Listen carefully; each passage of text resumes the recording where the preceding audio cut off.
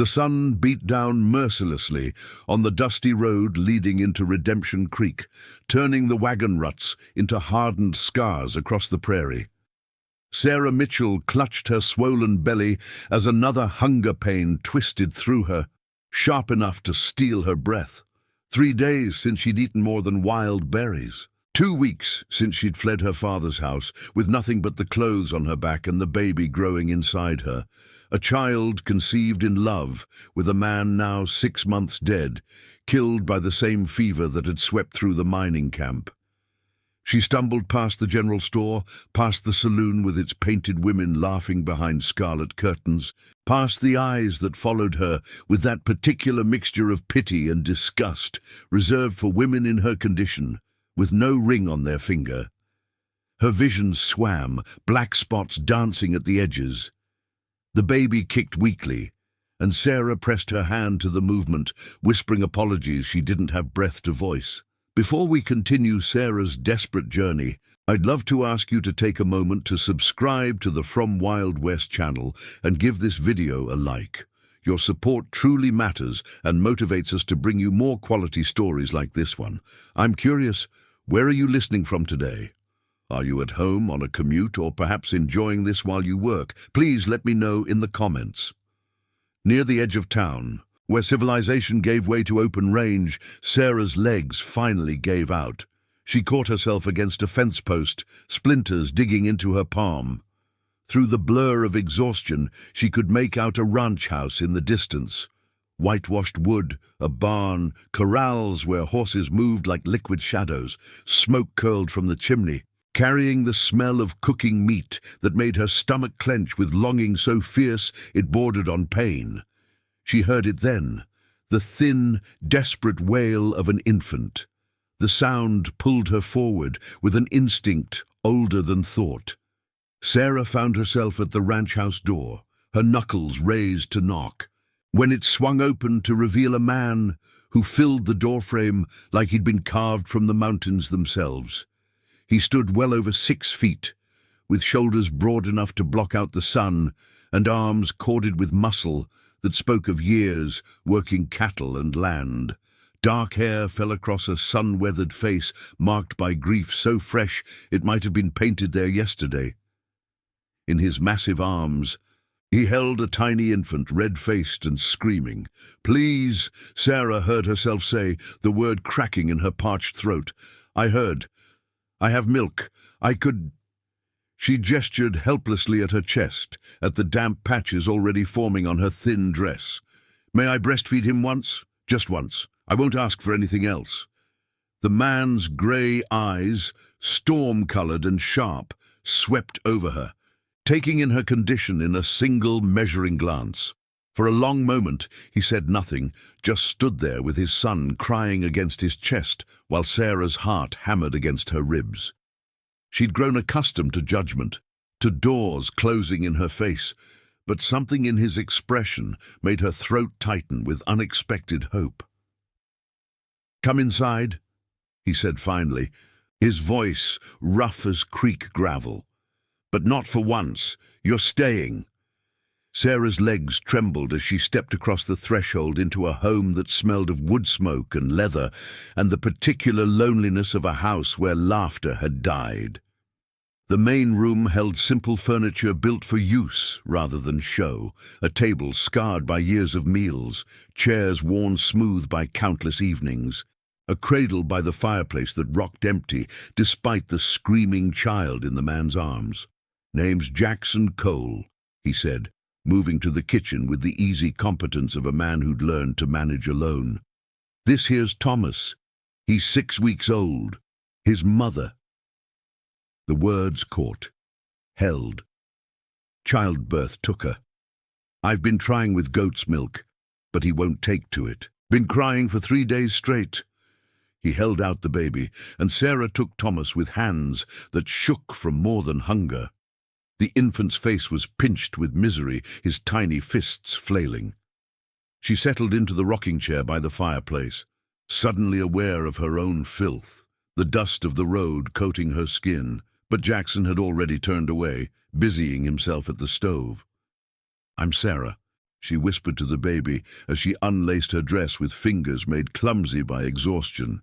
"Sarah Mitchell, and I think we both need this, little one." The moment Thomas latched on, the world contracted to just that sensation. The pull of his mouth, the relief flooding through her body, the weight of him in her arms. He made small, desperate sounds as he nursed, his tiny hand curling against her breast, and Sarah felt tears slip down her cheeks unbidden. She'd been preparing herself to give this away, to find some family who'd take her baby and raise it as their own, while she what? Starved. Found work no respectable woman would take? The future had been a black hole she couldn't bear to examine. "When did you last eat?" Jackson's voice startled her. He stood beside the chair now, holding a plate piled with bread and meat and cheese, more food than she'd seen in weeks. His face had softened slightly, though grief still carved deep lines around his mouth. 3 days?" Sarah admitted, unable to tear her eyes from the food. "Maybe 4. He set the plate in her lap, careful not to disturb the nursing baby. "Eat. Thomas isn't the only one who needs feeding." Sarah tried to eat slowly, tried to maintain some shred of dignity, but hunger won. She devoured the food while Thomas nursed, and Jackson brought her water in a tin cup that she drained in 3 long swallows. He refilled it without comment, then settled into the chair across from her, watching his son with an expression so tender it made Sarah's heart ache. "You're with child," Jackson said. It wasn't a question. "How far along?" 7 months, Sarah replied, her hand moving instinctively to her belly. "Maybe 8. I'm not certain anymore." "Father?" "Dead." The word came out flat, emotionless. She'd cried all her tears for Matthew in the first weeks. Now there was only the hollow space where he'd been. Fever took him. We were going to marry, but... She lifted one shoulder in a slight shrug. "My father said I brought shame on the family. He gave me a choice. Marry the man he'd chosen, a widower twice my age who wanted a young wife to warm his bed and raise his 6 children, or leave. So I left." Jackson's jaw tightened. "That widower got a name? It doesn't matter. I'm not going back." "Good." He leaned forward, elbows on his knees, and Sarah found herself caught by the intensity of his gaze. "Here's what I'm proposing, Miss Mitchell. You need a place to stay, food, safety for you and your child. Thomas needs a mother's milk. Seems to me we could help each other." Sarah's heart began to hammer. "I don't. I won't be anyone's mistress, Mr. Cole. I know what people already think of me, but I won't. That's not what I'm asking."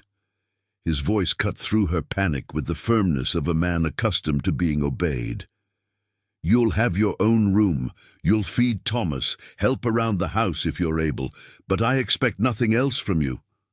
Nothing. When your baby comes, you'll have a roof over your head and food in your belly after that." He paused, something unreadable crossing his face. "After that, we'll figure it out." "Why?" Sarah whispered. "You don't know me. I could be anyone." Jackson stood, moving to the window where evening light painted the prairie in shades of gold and amber.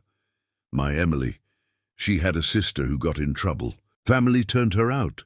She died in a boarding house in Denver, alone, giving birth to a baby who didn't survive either." His shoulders rose and fell with a breath that seemed to cost him. "Emily cried for a month when we got the news. Made me promise if I ever had the chance to help a woman in need, I wouldn't turn away. Seems like this is me keeping that promise." Thomas had fallen asleep at Sarah's breast, his tiny mouth slack, a dribble of milk on his chin. She looked down at his perfect, peaceful face and felt something crack open in her chest. Hope, perhaps, or the beginning of it. "I'll stay," she said quietly.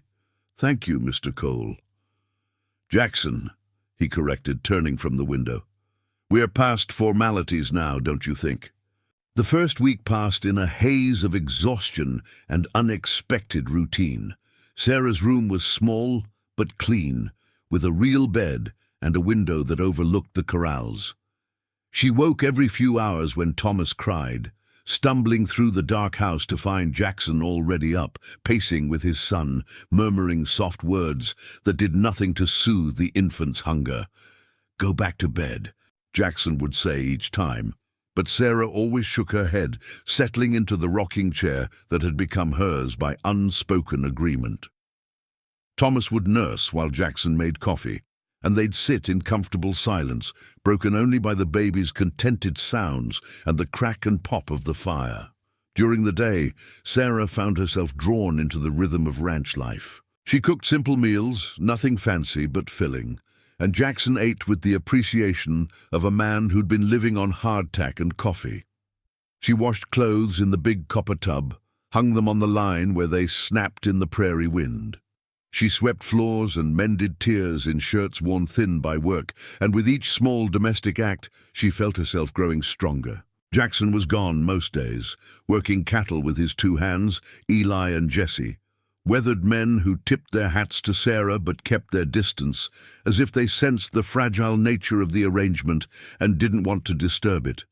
But he always returned by evening, his shirt dark with sweat, dust coating his boots, and the first thing he'd do was find Thomas, lifting his son, with hands gentle despite their size and calluses. "How was he today?" Jackson would ask, and Sarah would report on Thomas's feeding schedule, his tiny accomplishments, how he'd gripped her finger, how he'd made a sound almost like a laugh. One evening, as Sarah prepared dinner, she felt Jackson's presence behind her at the stove. She'd grown accustomed to his size, the way he moved through the house with surprising quietness for such a large man, but this proximity made her breath catch. "Teach me," he said. Sarah turned, confused. "Teach you what?" "To cook something other than burnt meat and coffee." A slight smile tugged at his mouth, the first real smile she'd seen from him. "Emily tried, but I was a poor student. Figure if I'm going to be raising a boy, I should know how to feed him proper." So Sarah taught him, standing close enough that she could smell the sun and sage on his skin, guiding his hands as he learned to knead bread dough, to season meat so it didn't taste like leather. Jackson was a patient student, focused and serious, and Sarah found herself laughing at his determination to master a simple gravy. "You run a ranch with hundreds of head of cattle," she teased. "Surely you can handle a roux." "Cattle make sense," Jackson grumbled, watching the mixture thicken in the pan. "They go where you direct them. This just sits there and burns when you're not looking." "Everything requires attention, Jackson, even the simple things." His eyes met hers over the stove, and something in his expression made heat rise in her cheeks that had nothing to do with the fire. "I'm learning that," he said softly. As Sarah's belly grew rounder, Jackson began to worry. She could see it in the way his gaze lingered on her when she stood from the rocking chair, in how he'd taken to hovering nearby whenever she carried something heavier than Thomas. "I'm pregnant, not made of glass," Sarah finally said one afternoon when he'd rushed to take a laundry basket from her hands. "I know that." Jackson set the basket down with exaggerated care. "But you're also carrying my—" He stopped, corrected himself. "You're carrying a child. No sense taking chances." "You're what?" Sarah asked quietly. Jackson's jaw worked. "I didn't mean— It's not my child, I know that. But you're under my roof, my protection. That makes you my responsibility." "I see." Sarah turned away, telling herself the pang in her chest was relief, not disappointment. What had she expected? That he'd claim her baby as his own. They'd known each other barely a month. This was a business arrangement, nothing more. But that night, when Sarah woke to feed Thomas, she found Jackson sitting at the kitchen table, his head in his hands, grief pouring off him in waves she could almost feel. She stood in the doorway, Thomas drowsy in her arms, uncertain whether to intrude. "She'd be alive if I'd taken her to Denver," Jackson said without looking up. There was a doctor there, a real one, not just the sawbones we have in town. But Emily said she wanted her baby born at home, in the house we built together. I should have insisted, I should have. Jackson. Sarah moved forward, settling into the chair beside him. Thomas had fallen back asleep, and she adjusted her nightgown to cover herself more modestly. You can't know that. Women die in hospitals too. My own mother died, giving birth to my youngest brother, and she had the best doctors my father's money could buy. Doesn't stop me from wondering. He lifted his head, and in the lamplight, his eyes were red-rimmed. Every time I look at Thomas, I see her, and I love him fierce enough to terrify me, but there's this anger underneath it all, anger that she left me, anger that I have to figure out how to raise a boy alone. Then I feel guilty for being angry at a woman who died, giving me a son, and... He made a frustrated sound. I'm not making sense. You are. Sarah reached out tentatively, her hand covering his where it lay clenched on the table. His skin was warm, rough with calluses, and she felt the slight tremor that ran through him at her touch. Grief isn't logical, Jackson. It's not meant to be. His hand turned under hers, fingers threading through her own, and they sat like that in the quiet kitchen while Thomas slept, and the night pressed close around them. It was intimate in a way Sarah hadn't expected, not the intimacy of bodies, but of souls laid bare in darkness. I made Emily a promise, Jackson said finally. The night before she died, she knew. Women know, I think. She made me promise I wouldn't shut down, wouldn't let Thomas grow up in a house without laughter. She said... His voice broke. She said, if I ever found someone who made me feel alive again, I should hold on with both hands, that she'd want that for us. Sarah's heart hammered. Jackson! I know it's too soon. I know you've got your own grief to carry, your own child coming. I'm not asking for anything, Sarah. I just wanted you to know that this... He squeezed her hand gently. This matters to me. You matter to me. Before Sarah could respond, Thomas woke with a cry that shattered the moment. Jackson pulled back, the walls coming up again, and Sarah took the baby to feed him, with hands that trembled slightly. But something had shifted between them. A door opened that neither of them seemed quite sure how to walk through. The next morning brought Eli pounding on the door before dawn, his weathered face tight with worry. Boss, we got trouble. Fence down on the north pasture, and about 30 head scattered God knows where. Tracks suggest rustlers, not just broken rails. Jackson was already reaching for his gun belt. How long ago? Few hours, maybe. Trails still fresh. Sarah watched from the kitchen as Jackson loaded his rifle with practiced efficiency. His face hardened into an expression she hadn't seen before, the look of a man who'd survived the war, who knew how to kill if necessary. It sent a chill through her. Stay in the house, Jackson told her. Bar the doors. If anyone comes who isn't me, Eli, or Jesse, you use this. He pulled a revolver from the desk drawer, checked that it was loaded, and set it on the table. You know how to shoot? Sarah shook her head, fear closing her throat. Jackson moved to her, his hands settling on her shoulders with surprising gentleness given the steel in his eyes. Point and pull the trigger. That's all you need to remember, but it won't come to that. We'll be back before dark. Jackson! Sarah grabbed his shirt without thinking. Be careful, please. Something softened in his face. He reached up, his rough hand cupping her cheek, thumb brushing across her skin. I will. You keep Thomas safe. Keep yourself safe. That's all I ask. Then he was gone, and Sarah was alone with a 6-week-old infant and a loaded gun she'd never wanted to touch. The day crawled past with agonizing slowness. Sarah tried to maintain routine, feeding Thomas, preparing food that sat uneaten on the table, pacing between the windows with the baby on her shoulder. Every sound made her jump, the wind rattling the shutters, a horse nickering in the barn, the creak of settling wood. The gun sat on the table like a coiled snake, and Sarah found herself staring at it, wondering if she'd actually be able to use it if the moment came. Afternoon faded into evening, and still Jackson didn't return. Sarah lit lamps with shaking hands, pulled the curtains tight, checked the bars on the doors twice, 3 times. Thomas fussed, picking up on her anxiety, and she held him close, murmuring reassurances she didn't feel. Night fell like a curtain, deep and absolute. Sarah settled into the rocking chair with Thomas at her breast, the gun now in her lap beneath a blanket, and tried not to think about the 100 ways Jackson could be hurt or dying or already dead somewhere out on the dark prairie.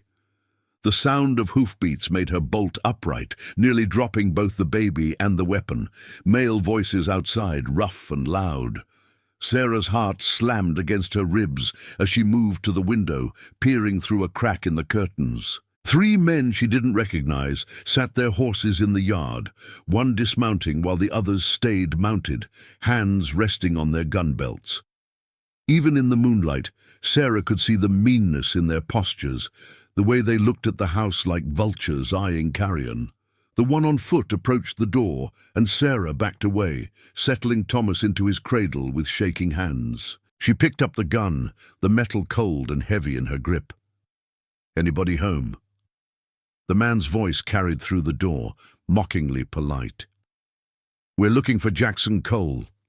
Got some business to discuss about those cattle he's been so protective of." Sarah said nothing, her finger hovering near the trigger. "Come now.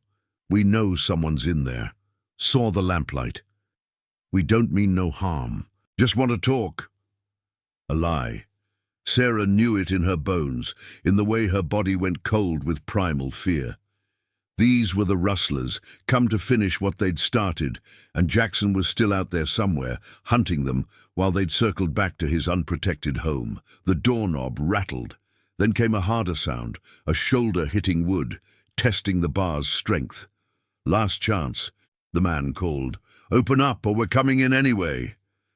Sarah looked at Thomas, sleeping peacefully in his cradle, and felt something steel in her spine.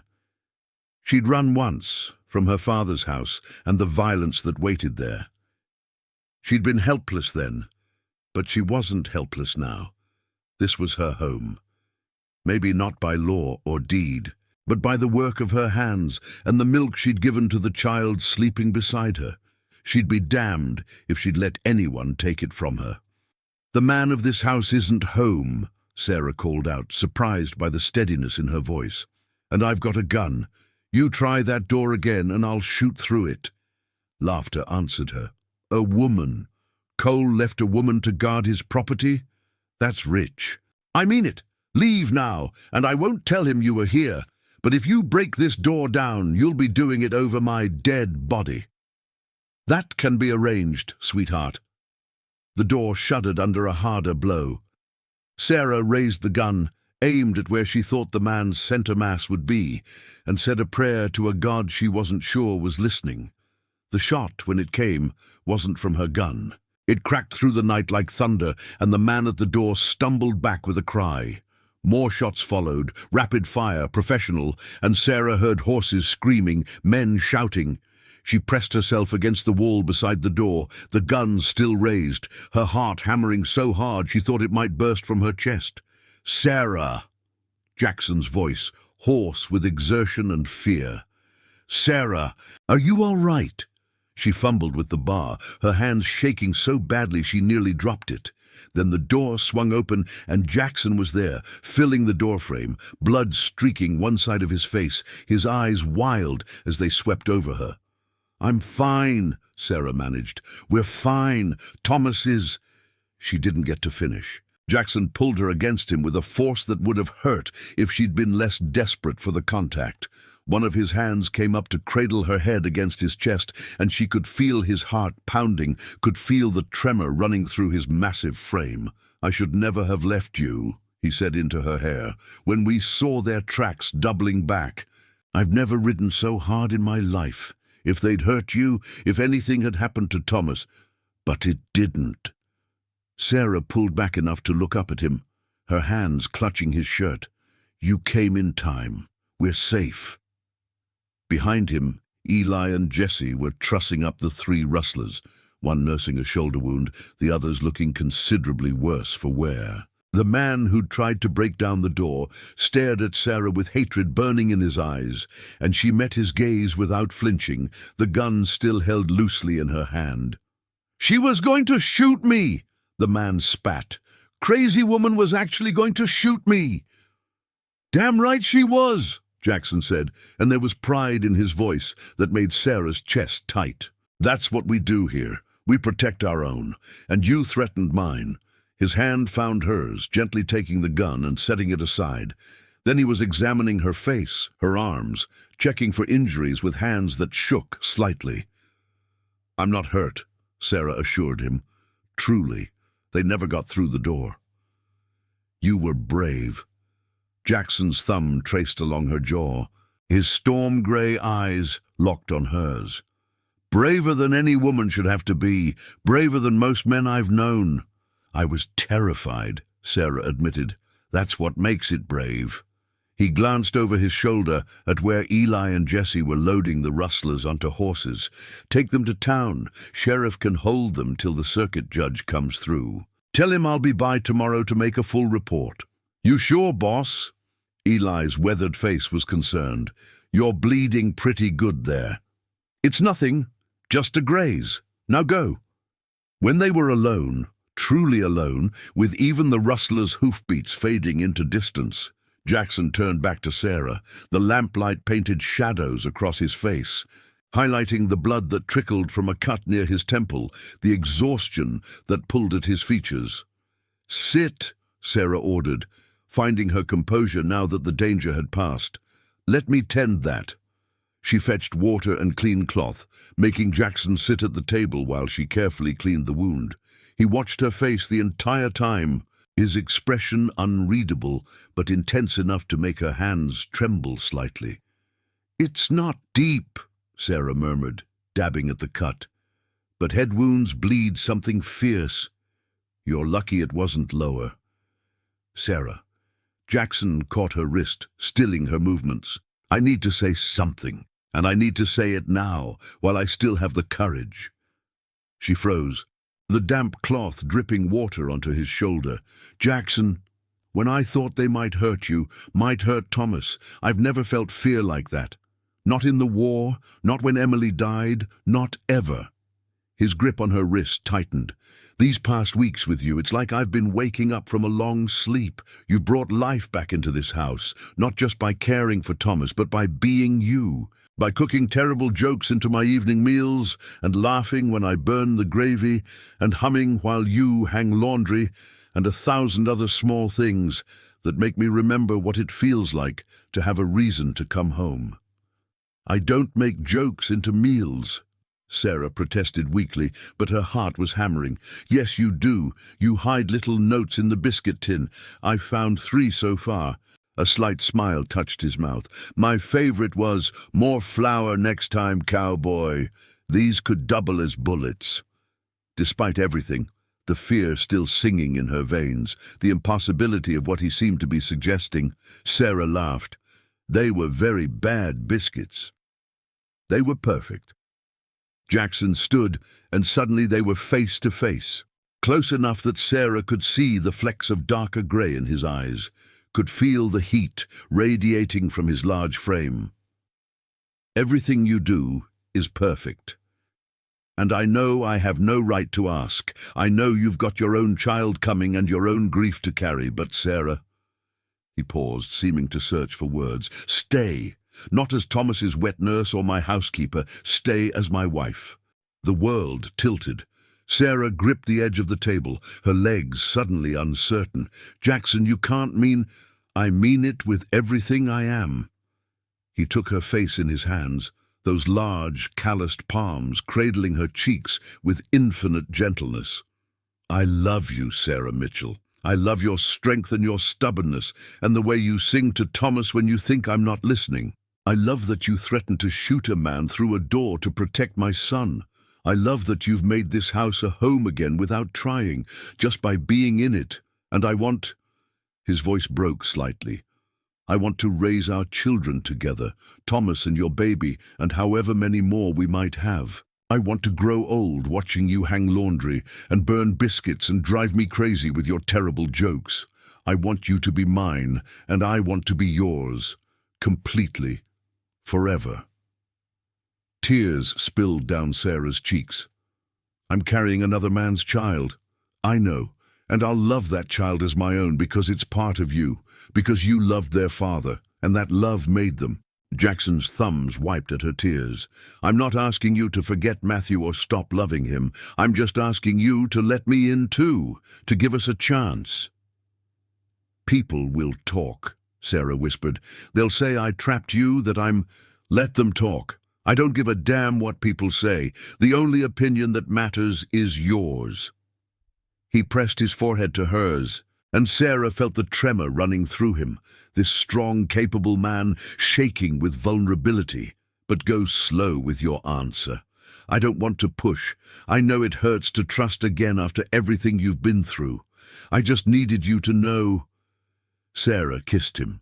She rose on her toes and pressed her lips to his, cutting off his words with an action that spoke louder than any declaration. For a moment, Jackson froze, shocked. Then his arms came around her, pulling her close despite her rounded belly, and he kissed her back with a gentleness that made her heart ache. It was nothing like Matthew's kisses. Those had been quick, stolen, desperate, with the knowledge that their time was limited. This was slow, reverent, a promise sealed in breath and touch. Jackson's hands moved over her back, her shoulders, as if mapping every curve and plane, learning her body through layers of fabric. His lips were warm, slightly chapped, and tasted of coffee and dust and something indefinably him. When they finally broke apart, both breathing hard, Sarah found her voice. "Yes." Jackson's eyes widened. "Yes. Yes, I'll marry you. Yes, I love you too. It terrifies me how much, how fast, but I do. Yes to all of it." She cupped his face, feeling the rough stubble under her palms. "You saved me, Jackson. Not just from the road or those men tonight, but from myself. You gave me a reason to keep going when I'd run out of reasons. And Thomas—" She glanced at the cradle where the baby slept peacefully through his parents' declarations. "He's already mine, in all the ways that matter. I've been pretending otherwise, trying to protect myself, but I can't anymore. I love him. I love you. I love this life we've started building together. So yes, 1,000 times, yes." Jackson made a sound somewhere between a laugh and a sob, lifting her clean off her feet and spinning her in a circle that made her squeal. "We're getting married tomorrow. I'm not waiting another day to make you mine properly." "Tomorrow?" Sarah laughed breathlessly as he set her down. "Jackson, I'm not sure—" "Tomorrow," he insisted. "We'll go into town first thing, drag the preacher out of bed if we have to. I'm not giving you time to change your mind or fate time to interfere. You're going to be Mrs. Jackson Cole before the sun sets tomorrow, Sarah Mitchell. If I have to rope and tie that preacher myself." The image of Jackson attempting to lasso a minister made Sarah laugh harder, and he joined her, the sound filling the kitchen with warmth and joy that had been absent for too long. When Thomas woke with a cry, they moved together to the cradle, Jackson lifting his son while Sarah prepared to nurse him, and the domesticity of it, the simple, perfect rightness, made Sarah's eyes sting with fresh tears. "I have something for you," Jackson said suddenly. "Wait here." He disappeared into his bedroom and returned moments later with a small wooden box worn smooth by handling. Inside, nestled in faded velvet, was a gold ring set with a single modest diamond. "It was my grandmother's," Jackson said quietly. "Emily wore it for 3 years. She'd want you to have it, Sarah. She'd want Thomas to have a mother who loves him, and she'd want me to be happy again." He took her left hand, and Sarah saw how her fingers trembled in his palm. "Will you wear it?" "It would be my honor," Sarah whispered. The ring slid onto her finger, a little loose, but Jackson wrapped his hand around hers, promising to have it sized when they went to town. Then he pulled her close again, Thomas balanced between them, and they stood like that in the lamplight, a family formed not by blood or convention, but by choice and courage and love, hard won from the ashes of grief. The next morning dawned clear and bright, painting the prairie in shades of gold and amber. Sarah dressed in her cleanest dress, still worn at the seams, still too tight across her swollen belly. But she felt beautiful anyway, because of the way Jackson looked at her, like she hung the moon and stars. They rode into Redemption Creek together, Jackson driving the wagon with Thomas in a basket at Sarah's feet, and his free arm draped protectively across her shoulders. People stared. Of course they did. Whispers, following them down Main Street like shadows. Sarah lifted her chin and ignored them all, her hand resting on Jackson's thigh, claiming him as publicly as he was claiming her. Reverend Michaels, a kindly old man with more wisdom than judgment in his eyes, married them in the small church without fuss or fanfare. Eli and Jesse stood as witnesses, both men grinning like fools, and Thomas slept through the entire ceremony except to wake for the final "I do," adding his baby babble like a benediction. "I now pronounce you man and wife," the Reverend said. "You may kiss your bride, Jackson." And he did, there in front of God and witnesses, a kiss that sealed the promise they'd made in darkness and fear now ratified in daylight and joy. Sarah felt the ring on her finger, solid and real, and thought of Matthew, not with sadness, but with gratitude. He'd given her love, however brief, and he'd given her the child growing beneath her heart.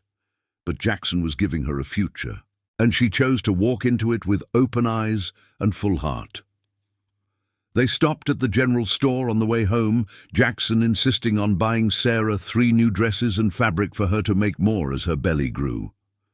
The store owner's wife, a sharp-eyed woman who'd been among the first to spread gossip about Sarah's condition, tried to engage in pointed conversation about the hasty marriage. "When you know, you know," Jackson said simply, his arm around Sarah's expanding waist. "And I knew the moment I saw her. Now, if you'll excuse us, my wife and I have a home to get back to." The word wife sent warmth flooding through Sarah's chest. She leaned into Jackson's solid strength and let herself be led from the store, leaving the gossip behind. Life on the ranch settled into a new rhythm. Sarah's belly grew rounder, and Jackson grew more protective, hovering until Sarah threatened to bar him from the house if he didn't stop trying to carry her everywhere. But his concern came from love, not control, and she found she didn't mind it as much as she pretended. He taught her to ride, setting her on his gentlest mare and walking beside her until she found her balance. He taught her to shoot, standing behind her with his arms around hers, guiding her aim until she could hit a tin can at 30 paces. He taught her the names of every star visible from the porch where they sat in the evenings, Thomas sleeping between them while they planned the future. "We'll need to expand the house before the baby comes," Jackson mused one night. "Add on 2 more rooms. Thomas will need his own space eventually, and the new baby will need a nursery." "And where will we sleep?"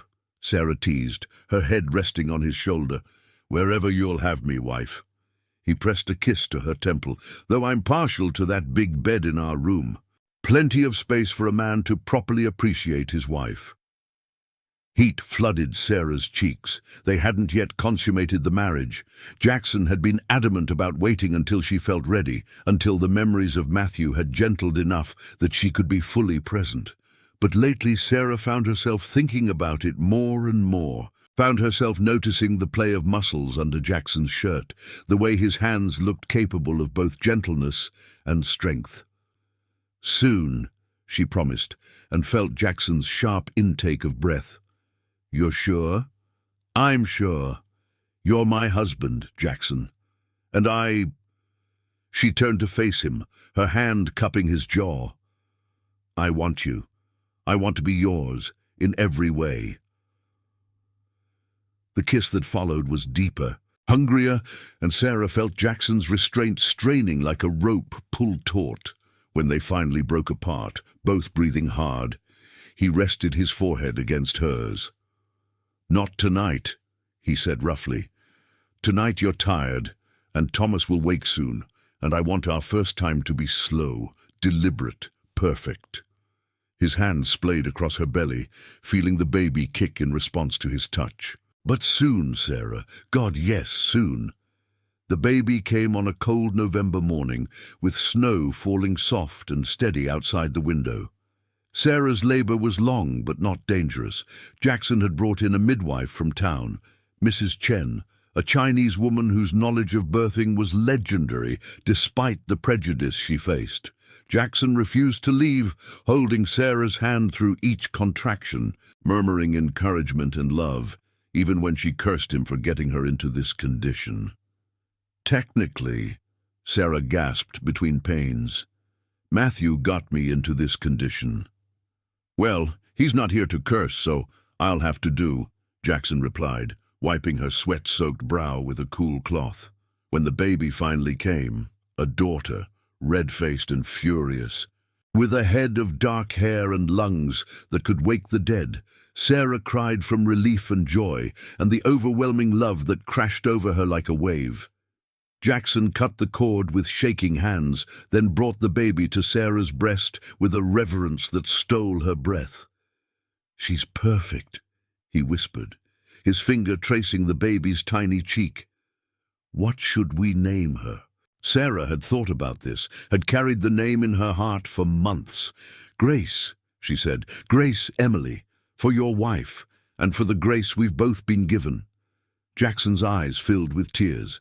He kissed Sarah's forehead, then Grace's, then Sarah's lips. "Perfect. You're both perfect. My girls."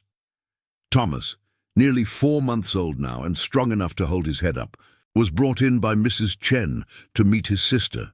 He stared at her with wide, curious eyes, then looked up at Sarah as if seeking confirmation that this new person was staying.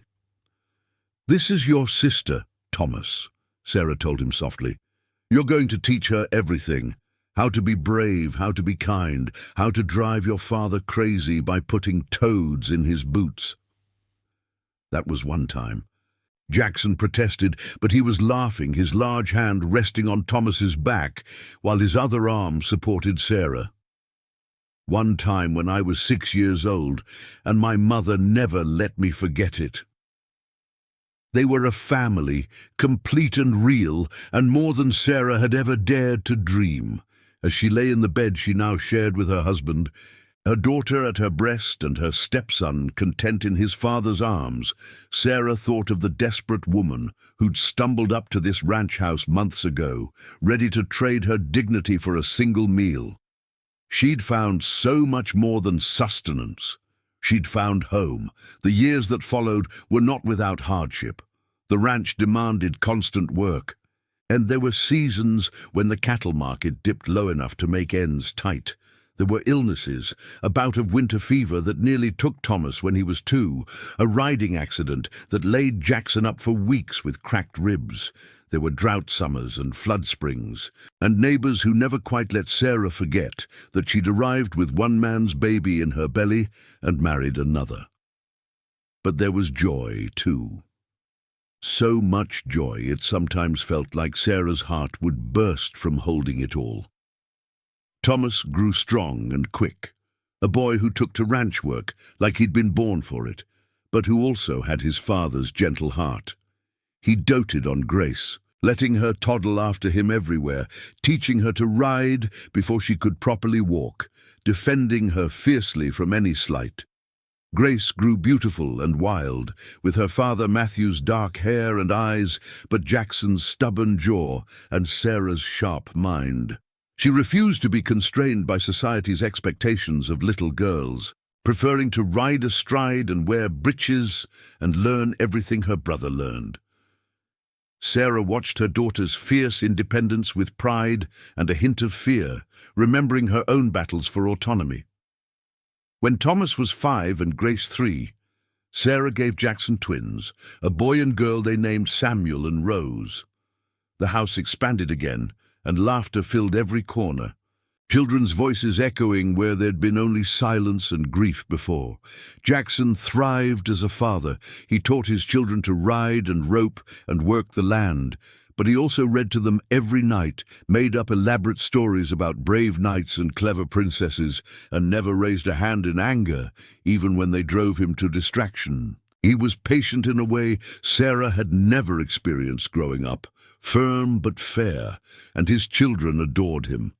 On their 5th anniversary, Jackson surprised Sarah with a trip to Denver, their first time away from the ranch since they'd married. Mrs. Chen stayed with the children, and Jackson took Sarah to a real hotel with running water and a restaurant where they ate food they didn't have to prepare themselves. But the best part was their room, where Jackson finally made love to his wife the way he'd promised that first night. Slow and deliberate and perfect. They'd been intimate before, of course, had created 2 more children together, but this was different. This was celebration rather than necessity, joy rather than obligation. "I love you," Jackson murmured against her skin, his large hands mapping the curves of her body with reverent attention. "Every day I love you more, and I didn't think that was possible." Sarah arched into his touch, her fingers tangling in his hair. Show me how much." And he did, spending the entire night worshipping her body, relearning every curve and hollow, bringing her to peaks of pleasure that left her breathless and trembling. When they finally lay tangled together in the pre-dawn darkness, Sarah felt tears slip down her temples. "Happy tears," she assured him when Jackson noticed his thumb catching the moisture. I'm so grateful. For you, for our life, for everything we've built. Together," Jackson said, the word he'd used 1,000 times over the years, his personal prayer and promise. "We built it together." In the end, Sarah's story was not about being saved by a man. Though Jackson had certainly offered salvation when she needed it most, it was about saving herself, about having the courage to flee danger, to accept help, to trust again, to love again. It was about choosing life when death would have been easier, about fighting for her daughter's future and finding her own in the process. It was about 2 broken people finding each other in the wilderness and deciding to be whole together. 20 years after that desperate woman knocked on Jackson Cole's door with nothing but a baby in her belly and hope in her heart, Sarah stood on the porch of the expanded ranch house, watching the sunset paint the prairie in shades of fire and gold. Thomas was 20 now, running his own section of the expanded ranch with his new wife. A smart girl from town who didn't mind getting her hands dirty. Grace, 18 and fierce as ever, had just been accepted to a women's college in California, determined to become a doctor, despite society's conviction that medicine was no place for a woman. The twins were 13, still children but growing fast, their laughter drifting from the barn where they were supposed to be doing evening chores. Jackson came up behind her, his arms circling her waist, his chin resting on her shoulder.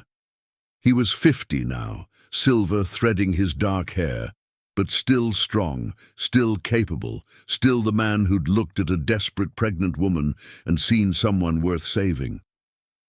"What are you thinking about?" he asked, his breath warm against her ear. Sarah leaned back into his solid warmth, her hands covering his where they rested on her stomach. "About the day I asked to breastfeed Thomas, how terrified I was, how certain I was that I'd end up dead in a ditch somewhere." "Best day of my life," Jackson said simply. "The day you came into it and refused to leave. You proposed to me holding your son." Sarah remembered. "I'd only been here 2 months. It was completely insane." "When you know, you know." He turned her in his arms, his storm-gray eyes still capable of stealing her breath after all these years. "And I knew. From that first moment watching you cradle Thomas like he was yours, offering the last of yourself to save a child who wasn't yours, I knew you were mine, knew I was yours. Just took me a while to work up the courage to say it. Sarah rose on her toes to kiss him, soft and slow and sweet. I'd do it all again. Every moment of fear, every moment of pain, every moment of uncertainty. I'd do it all again if it meant ending up here with you. May I breastfeed him once? Jackson quoted softly, a slight smile playing at his mouth. Those might be the most important words anyone's ever said to me. They changed everything, Sarah agreed, for both of us. From the barn, the twins called for their father, needing help with something only he could fix. Jackson pressed one more kiss to Sarah's forehead before heading toward their voices, and Sarah watched him go with her heart full to bursting. She'd come to this ranch with nothing. She'd built a life here with everything, and she'd never looked back. Thank you so much for listening to this story. I'd love to know where you're enjoying this tale from. Are you listening at home, during your commute, or perhaps while working? Please subscribe to the From Wild West channel and share your thoughts in the comments below. What did you think of Sarah and Jackson's journey? Your feedback means the world to us.